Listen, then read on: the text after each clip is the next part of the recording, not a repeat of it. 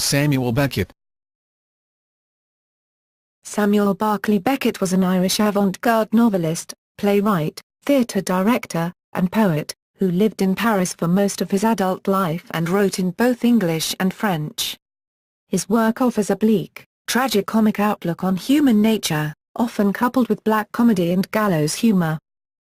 Beckett is widely regarded as among the most influential writers of the 20th century.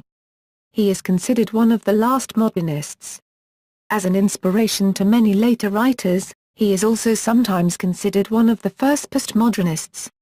He is one of the key writers in what Martin Esselin called the theatre of the absurd.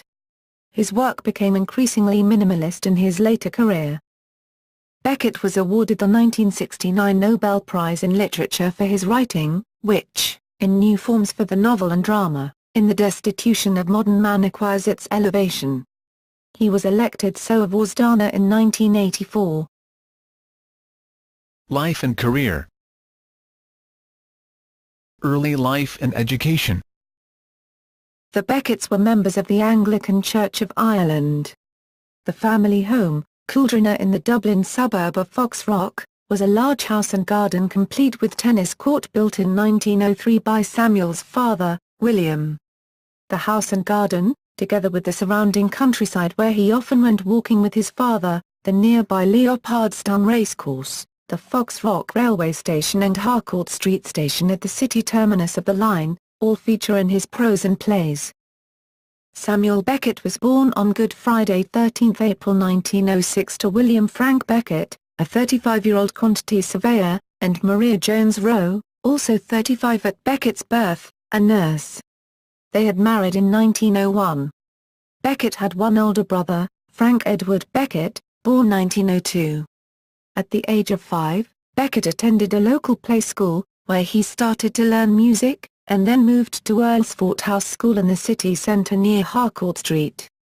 In 1919, Beckett went to Portora Royal School in Enniskillen, County Fermanagh, which Oscar Wilde had also attended.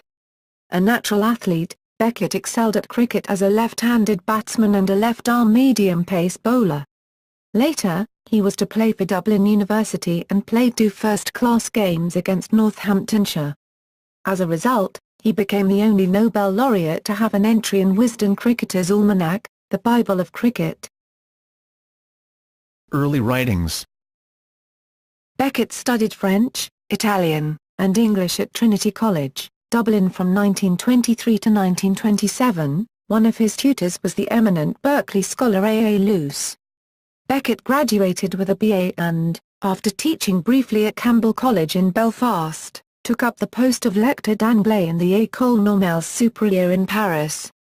While there, he was introduced to renowned Irish author James Joyce by Thomas McGowran, a poet and close confidant of Beckett who also worked there. This meeting had a profound effect on the young man. Beckett assisted Joyce in various ways, one of which was research towards the book that became Finnegan's Wake. In 1929, Beckett published his first work, a critical essay entitled Dante. Bruno. Vico Joyce. The essay defends Joyce's work and method, chiefly from allegations of wanton obscurity and dimness, and was Beckett's contribution to our examination round his factification for incamination of work in progress, a book of essays on Joyce which also included contributions by Eugene Jollers, Robert Makerman, and William Carlos Williams. Beckett's close relationship with Joyce and his family cooled, however, when he rejected the advances of Joyce's daughter Lucia owing to her progressing schizophrenia. Beckett's first short story, Assumption, was published in Jollers's periodical Transition. The next year he won a small literary prize for his hastily composed poem Horoscope, which draws on a biography of René Descartes that Beckett happened to be reading when he was encouraged to submit. In 1930, Beckett returned to Trinity College as a lecturer. In November 1930, he presented a paper in French to the Modern Languages Society of Trinity on the Toulouse poet Jean Duchaz, founder of a movement called Le Concentrisme. A literary parody, Beckett had in fact invented the poet and his movement that claimed to be at odds with all that is clear and distinct in Descartes. Beckett later insisted that he had not intended to fool his audience.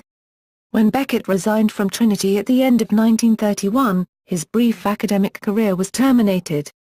He commemorated it with the poem Gnome, which was inspired by his reading of Johann Wolfgang von Goethe's Wilhelmeister's Apprenticeship and eventually published in the Dublin magazine in 1934. Beckett travelled in Europe. He spent some time in London, where in 1931 he published Proust, his critical study of French author Marcel Proust. 2 years later, following his father's death, he began 2 years' treatment with Tavistock Clinic psychoanalyst Dr. Wilfred Bion. Aspects of it became evident in Beckett's later works, such as What and Waiting for Godot. In 1932, he wrote his first novel, Dream of Fair to Middling Women, but after many rejections from publishers decided to abandon it. It was eventually published in 1992. Despite his inability to get it published, however, the novel served as a source for many of Beckett's early poems, as well as for his first full-length book, the 1933 short story collection More Pricks Than Kicks.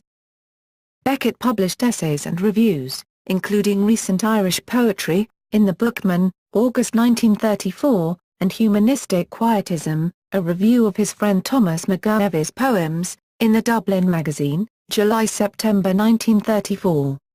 They focused on the work of McGowran, Brian Coffey, Dennis Devlin and Blaned Salkeld, despite their slender achievements at the time, comparing them favourably with their Celtic Revival contemporaries and invoking Ezra Pound, T.S. Eliot, and the French symbolists as their precursors.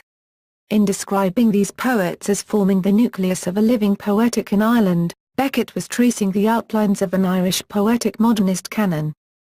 In 1935, the year that Beckett successfully published a book of his poetry, Echoes, Bones and Other Precipitates, Beckett worked on his novel Murphy. In May, he wrote to McGowran that he had been reading about film and wished to go to Moscow to study with Sergei Eisenstein at the Gerasimov Institute of Cinematography in Moscow. In mid-1936 he wrote to Sergei Eisenstein and Vsevolod Puthoven to offer himself as their apprentices.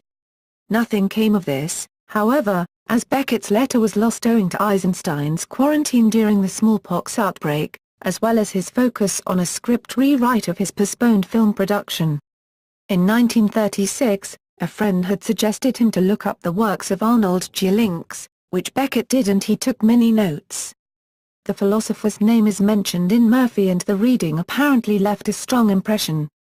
Murphy was finished in 1936 and Beckett departed for extensive travel around Germany, during which time he filled several notebooks with lists of noteworthy artwork that he had seen and noted his distaste for the Nazi savagery that was overtaking the country. Returning to Ireland briefly in 1937, he oversaw the publication of Murphy, 1938, which he translated into French the following year. He fell out with his mother, which contributed to his decision to settle permanently in Paris. Beckett remained in Paris following the outbreak of World War II in 1939, preferring, in his own words, France at war to Ireland at peace. His was soon a known face in and around left-bank cafes, where he strengthened his allegiance with Joyce and forged new ones with artists Alberto Giacometti and Marcel Duchamp, with whom he regularly played chess. Sometime around December 1937, Beckett had a brief affair with Peggy Guggenheim, who nicknamed him Oblomov, after the character in Ivan Goncharov's novel. In January 1938 in Paris, Beckett was stabbed in the chest and nearly killed when he refused the solicitations of a notorious pimp, who went by the name of Prudent. Joyce arranged a private room for Beckett at the hospital. The publicity surrounding the stabbing attracted the attention of Suzanne Deckford-Dumasnel, who previously knew Beckett slightly from his first stay in Paris. This time, however, the two would begin a lifelong companionship. At a preliminary hearing, Beckett asked his attacker for the motive behind the stabbing. Prudent replied, "Je ne sais pas, monsieur. Je m'excuse." Beckett eventually dropped the charges against his attacker, partially to avoid further formalities, partly because he found Prudent likable and well-mannered. World War II. Beckett joined the French resistance after the 1940 occupation by Germany, in which he worked as a courier.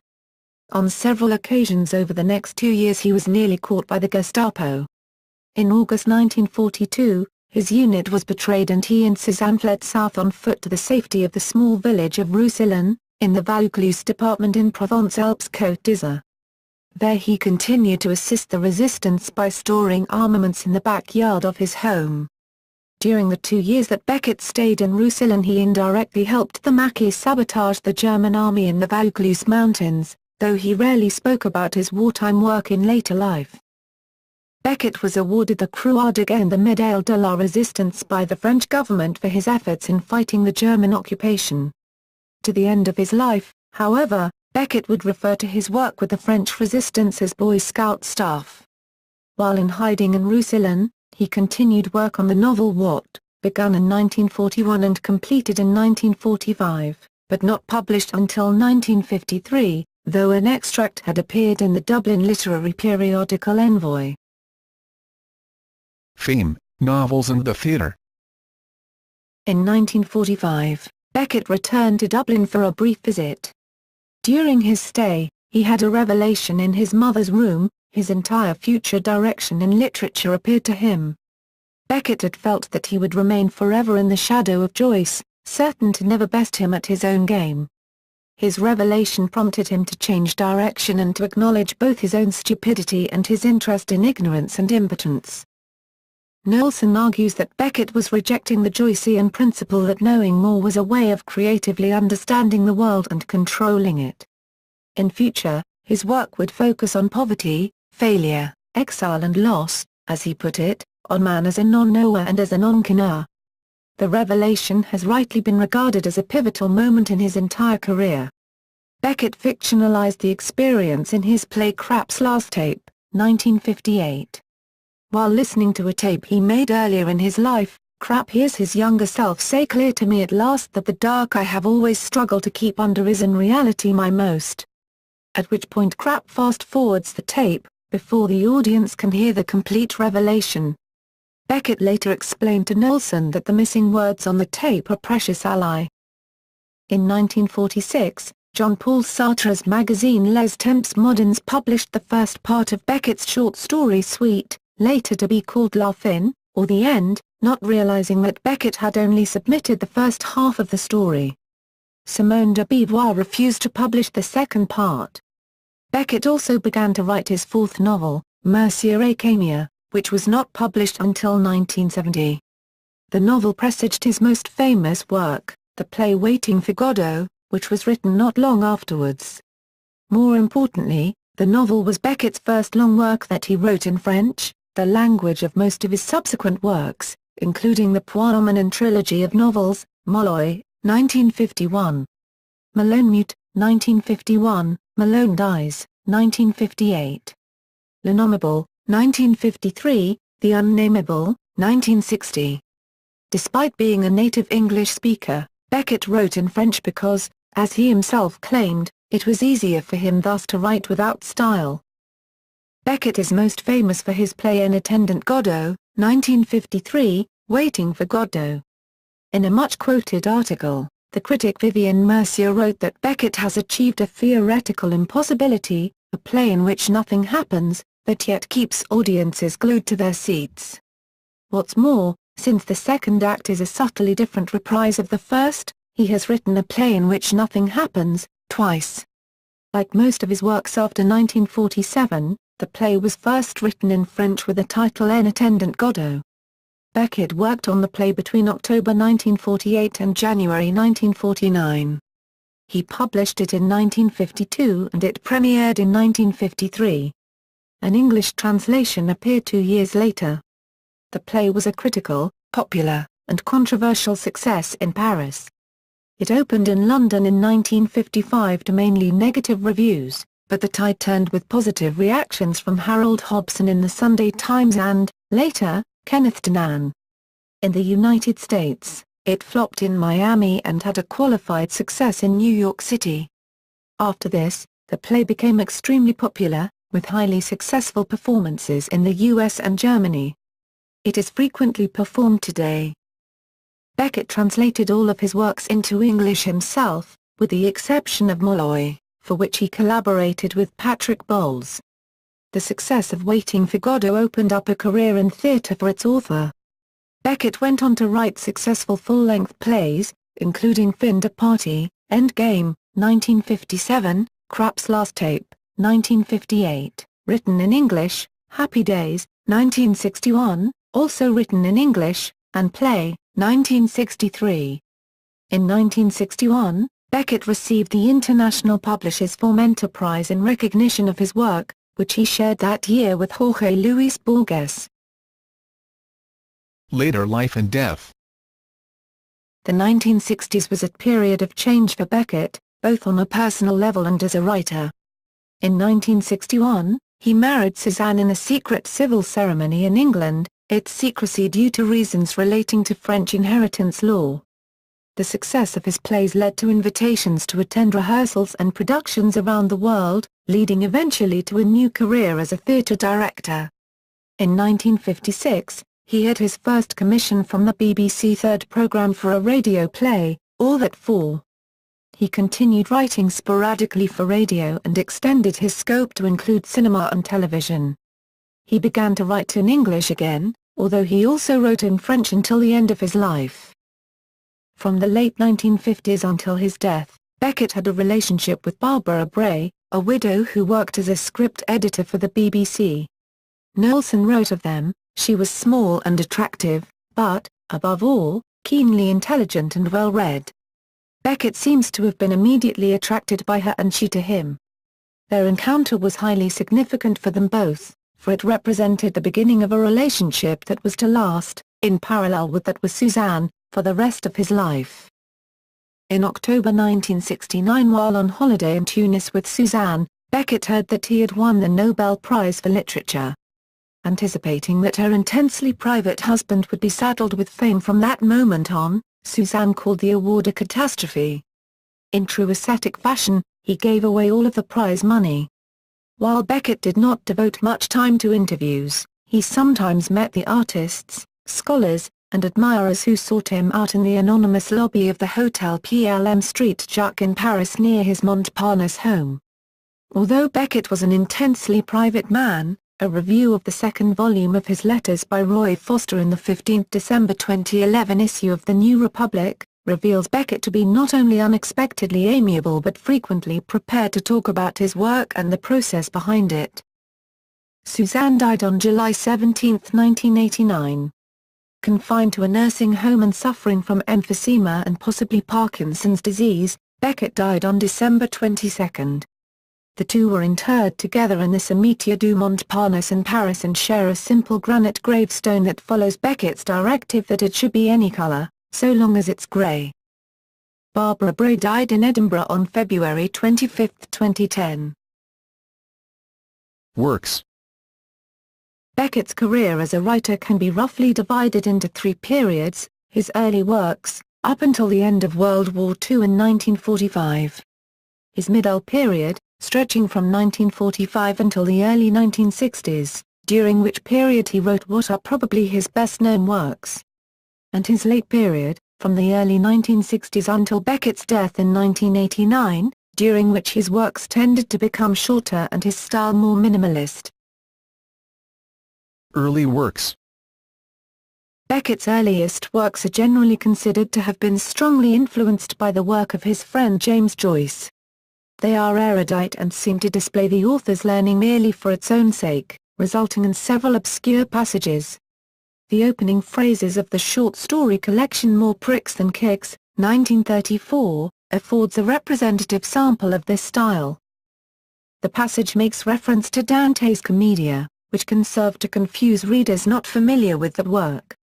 It also anticipates aspects of Beckett's later work, the physical inactivity of the character Bellequa, the character's immersion in his own head and thoughts, the somewhat irreverent comedy of the final sentence. Similar elements are present in Beckett's first published novel, Murphy, 1938, which also explores the themes of insanity and chess, both of which would be recurrent elements in Beckett's later works. The novel's opening sentence hints at the somewhat pessimistic undertones and black humor that animate many of Beckett's works. The sun shone, having no alternative, on the nothing new. What, written while Beckett was in hiding in Roussillon during World War II, is similar in terms of themes but less exuberant in its style. It explores human movement as if it were a mathematical permutation, presaging Beckett's later preoccupation, in both his novels and dramatic works, with precise movement. Beckett's 1930 essay Proust was strongly influenced by Schopenhauer's pessimism and laudatory descriptions of saintly asceticism. At this time Beckett began to write creatively in the French language. In the late 1930s, he wrote a number of short poems in that language and their sparseness, in contrast to the density of his English poems of roughly the same period, collected in Echoes, Bones and Other Precipitates, 1935, seems to show that Beckett, albeit through the medium of another language, was in process of simplifying his style, a change also evidenced in what? Middle period. After World War II, Beckett turned definitively to the French language as a vehicle. It was this, together with the revelation experienced in his mother's room in Dublin, in which he realized that his art must be subjective and drawn wholly from his own inner world, that would result in the works for which Beckett is best remembered today. During the 15 years following the war, Beckett produced 4 major full-length stage plays, En attendant Godot, written 1948 to 1949. Waiting for Godot, Fin de Partie, 1955 to 1957. Endgame, Krapp's Last Tape, 1958, and Happy Days, 1961. These plays, which are often considered, rightly or wrongly, to have been instrumental in the so-called theatre of the absurd, deal in a very blackly humorous way with themes similar to those of the roughly contemporary existentialist thinkers. The term theatre of the absurd was coined by Martin Esslin in a book of the same name. Beckett and Godot were centerpieces of the book. Esslin claimed these plays were the fulfillment of Albert Camus's concept of the absurd. This is one reason Beckett is often falsely labeled as an existentialist. This is based on the assumption that Camus was an existentialist, though he in fact broke off from the existentialist movement and founded his own philosophy. Though many of the themes are similar, Beckett had little affinity for existentialism as a whole.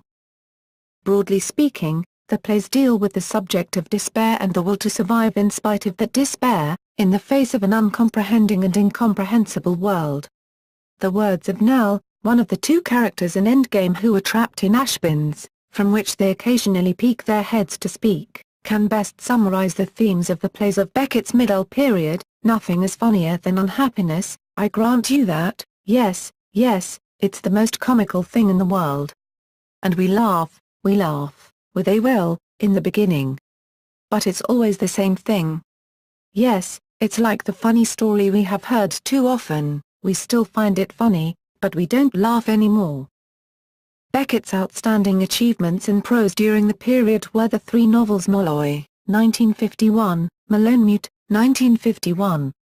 Malone Dies, and L'Innommable, 1953, The Unnameable. In these novels, sometimes referred to as a trilogy, though this is against the author's own explicit wishes, the prose becomes increasingly bare and stripped down. Molloy, for instance, still retains many of the characteristics of a conventional novel: time, place, movement, and plot, and it makes use of the structure of a detective novel. In Malone Dies, movement and plot are largely dispensed with, though there is still some indication of place and the passage of time. The action of the book takes the form of an interior monologue. Finally, in The Unnameable, almost all sense of place and time are abolished, and the essential theme seems to be the conflict between the voice's drive to continue speaking so as to continue existing, and its almost equally strong urge towards silence and oblivion. Despite the widely held view that Beckett's work, as exemplified by the novels of this period, is essentially pessimistic, the will to live seems to win out in the end. Witness, for instance, the famous final phrase of The Unnameable, "I can't go on, I'll go on." After these 3 novels, Beckett struggled for many years to produce a sustained work of prose, a struggle evidenced by the brief stories later collected as Texts for Nothing. In the late 1950s, however, he created one of his most radical prose works, Comment Kist, 1961. How It Is. An early variant version of Comment Kissed, L'Image, was published in the British Arts Review, X, a quarterly review, 1959, and is the first appearance of the novel in any form. This work relates the adventures of an unnamed narrator crawling through the mud while dragging a sack of canned food. It was written as a sequence of unpunctuated paragraphs in a style approaching telegraphers: "You are there somewhere, alive somewhere, vast stretch of time, then it's over, you are there no more, alive no more, then again you are there again, alive again, it wasn't over, an error, you begin again, all over, more or less in the same place or in another, is when another image above in the light you come to, in hospital in the dark." Following this work, it was almost another decade before Beckett produced a work of non-dramatic prose. How It Is generally considered to mark the end of his middle period as a writer. Late works. Throughout the 1960s and into the 1970s, Beckett's works exhibited an increasing tendency, already evident in much of his work of the 1950s, towards compactness. This has led to his works sometimes being described as minimalist. The extreme example of this, among his dramatic works, is the 1969 piece Breath, which lasts for only 35 seconds and has no characters, though it was likely intended to offer ironic comment on O. Calcutta. The theatrical review for which it served as an introductory piece. In his theatre of the late period, Beckett's characters, already few in number in the earlier plays, are whittled down to essential elements. The ironically titled play, 1962, for instance, consists of 3 characters immersed up to their necks in large funeral urns. The television drama A. Joe, 1963, which was written for the actor Jack McGowran, is animated by a camera that steadily closes into a tight focus upon the face of the title character. The play Not I, 1972, consists almost solely of, in Beckett's words, a moving mouth with the rest of the stage in darkness. Following from Krapp's last tape, many of these later plays explore memory, often in the form of a forced recollection of haunting past events in a moment of stillness in the present. They also deal with the theme of the self-confined and observed, with a voice that either comes from outside into the protagonist's head, as in A. Joe, or else another character comments on the protagonist silently, by means of gesture, as in Not I. Beckett's most politically charged play, Catastrophe, 1982, which was dedicated to Václav Havel, deals relatively explicitly with the idea of dictatorship. After a long period of inactivity, Beckett's poetry experienced a revival during this period in the ultra-terse French poems of Miltonades, with some as short as 6 words long. These defied Beckett's usual scrupulous concern to translate his work from its original into the other of his 2 languages. Several writers, including Derek Mahon, have attempted translations, but no complete version of the sequence has been published in English. Beckett's prose pieces during the late period were not so prolific as his theatre, as suggested by the title of the 1976 collection of short prose texts Fizzles, which the American artist Jasper Johns illustrated.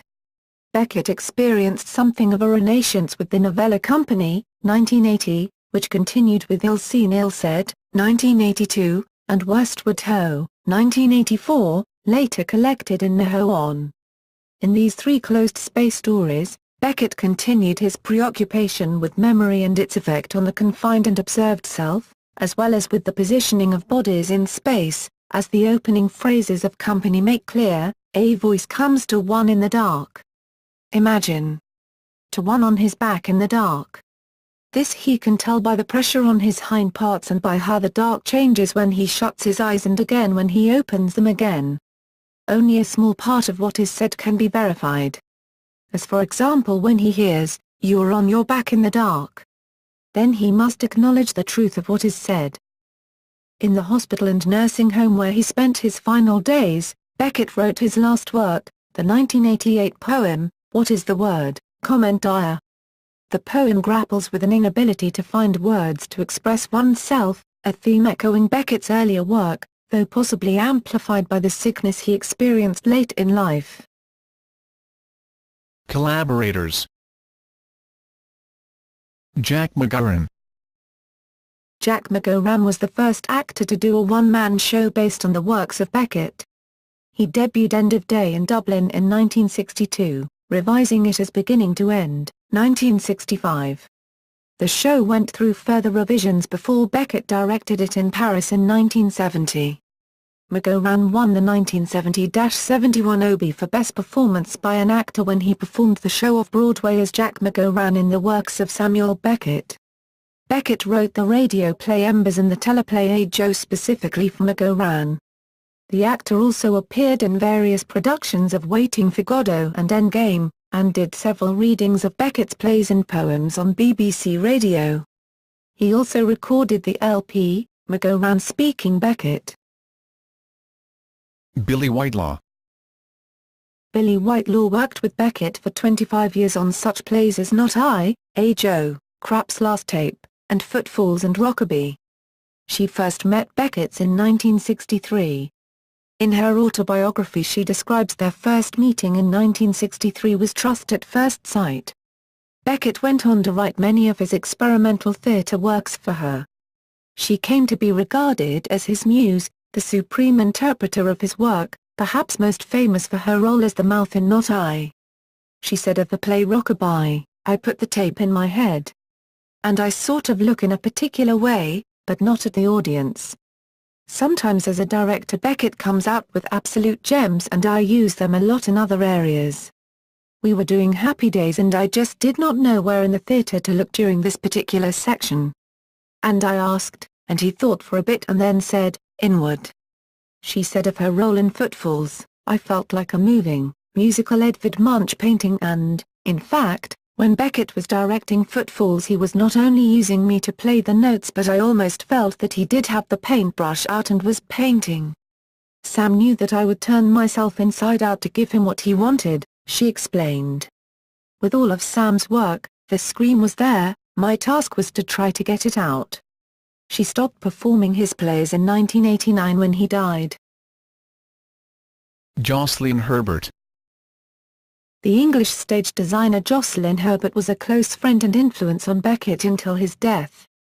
She worked with him on such plays as Happy Days, their third project, and Crapp's Last Tape at the Royal Court Theatre. Beckett said that Herbert became his closest friend in England. "She has a great feeling for the work and is very sensitive and doesn't want to bang the nail on the head." Generally speaking, there is a tendency on the part of designers to overstate, and this has never been the case with Jocelyn. Legacy. Of all the English-language modernists, Beckett's work represents the most sustained attack on the realist tradition. He opened up the possibility of theatre and fiction that dispense with conventional plot and the unities of time and place in order to focus on essential components of the human condition. Václav Havel, John Banville, Aidan Higgins, Tom Stoppard, and Harold Pinter have publicly stated their indebtedness to Beckett's example. He has had a wider influence on experimental writing since the 1950s, from the Beat generation to the happenings of the 1960s and after. In an Irish context, he has exerted great influence on poets such as Derek Mahon and Thomas Kinsler, as well as writers like Trevor Joyce and Catherine Walsh who proclaim their adherence to the modernist tradition as an alternative to the dominant realist mainstream. Many major 20th-century composers including Luciano Berio, György Kurtag, Morton Feldman, Pascal Dussepin, Scott Fields, Philip Glass, Roman Haubenstock Ramati and Heinz Holliger have created musical works based on Beckett's texts. His work has also influenced numerous international writers, artists and filmmakers including Edward Albee, Victor Arica, Paul Auster, J. M. Coetzee, Douglas Gordon, Bruce Norman, Anthony Minghella, and Damien Pettigrew. Beckett is one of the most widely discussed and highly prized of 20th-century authors, inspiring a critical industry to rival that which has sprung up around James Joyce. He has divided critical opinion. Some early philosophical critics, such as Sartre and Theodore Adorno, praised him, one for his revelation of absurdity, the other for his work's critical refusal of simplicities. Others such as Georg Lukács condemn for decadent lack of realism. Since Beckett's death, all rights for performance of his plays are handled by the Beckett estate, currently managed by Edward Beckett, the author's nephew. The estate has a controversial reputation for maintaining firm control over how Beckett's plays are performed and does not grant licenses to productions that do not adhere to the writer's stage directions. Historians interested in tracing Beckett's bloodline were, in 2004, granted access to confirmed trace samples of his DNA to conduct molecular genealogical studies to facilitate precise lineage determination. Some of the best-known pictures of Beckett were taken by photographer John Minnan, who photographed him between 1980 and 1985 and developed such a good relationship with the writer that he became, in effect, his official photographer. Some consider one of these to be among the top 3 photographs of the 20th century. It was the theatre photographer John Haynes, however, who took possibly the most widely reproduced image of Beckett. It is used on the cover of the Nelson biography, for instance. This portrait was taken during rehearsals of the San Quentin Drama Workshop at the Royal Court Theatre in London, where Haynes photographed many productions of Beckett's work. On December 10, 2009, the newest bridge across the River Liffey in Dublin was opened and named the Samuel Beckett Bridge in his honour. Reminiscent of a harp on its side, it was designed by the celebrated Spanish architect Santiago Calatrava, who had also designed the James Joyce Bridge further upstream, opened on Bloomsday, June 16, 2003. Attendees at the official opening ceremony included Beckett's niece Caroline Murphy, his nephew Edward Beckett, poet Seamus Heaney and Barry McGowran. The newest ship of the Irish Naval Service, the L.E. Samuel Beckett, is named for Beckett. An Ulster History Circle blue plaque in his memory is located at Portora Royal School, Enniskillen, County Fermanagh. Honors and awards. Croix de Guerre, France. Médaille de la Résistance, France. 1959 Honorary Doctorate from Trinity College, Dublin. 1961 International Publishers Formentor Prize, shared with Jorge Luis Borges. 1968 Foreign Honorary Member of the American Academy of Arts and Sciences. 1969 Nobel Prize for Literature, Soavosdana, Ireland. The Irish Navy service vessel, L.E. Samuel Beckett, P-61, commissioned in 2014, is named after the writer. Selected works by Beckett. Prose. Samuel Beckett. Samuel Barclay Beckett was an Irish avant-garde novelist, playwright, theatre director, and poet, who lived in Paris for most of his adult life and wrote in both English and French. His work offers a bleak, tragicomic outlook on human nature, often coupled with black comedy and gallows humour.